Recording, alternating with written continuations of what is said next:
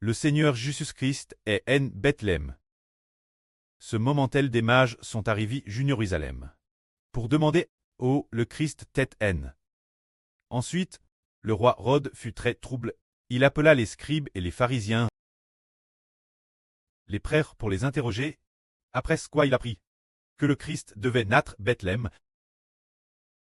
Alors, le roi Hérode convoqua les mages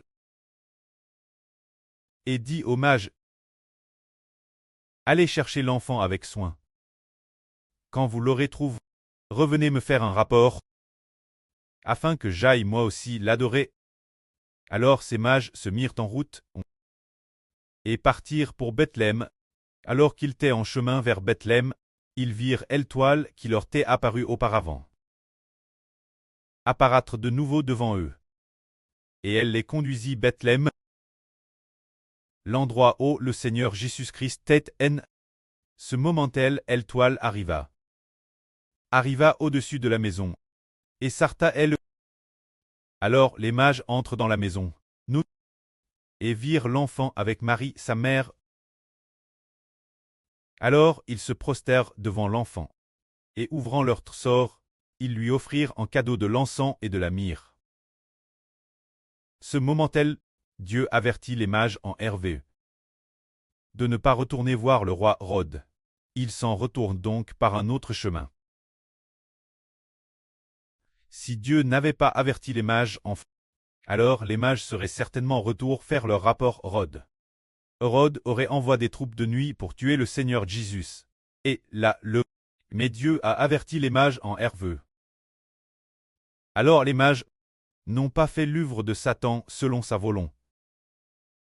Mais juste après leur départ, un ange, l'ange du Seigneur apparut Joseph en rêve.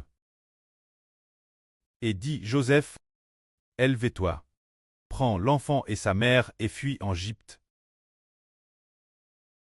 Et reste ici, jusqu'à ce que je t'en avertisse. Car Hérode va chercher l'enfant. Pour le faire prier, Joseph se leva donc de nuit, prit l'enfant et sa mère et se retira en Égypte. Il y resta, jusqu'à la mort d'Hérode.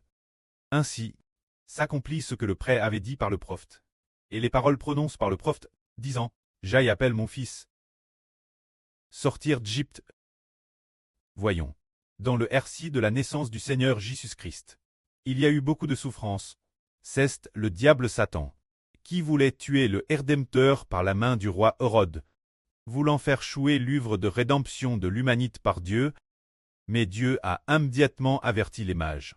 Dieu, pour le salut de l'humanité, a averti les mages qu'ils ne devaient pas retourner faire leur rapport Hérode.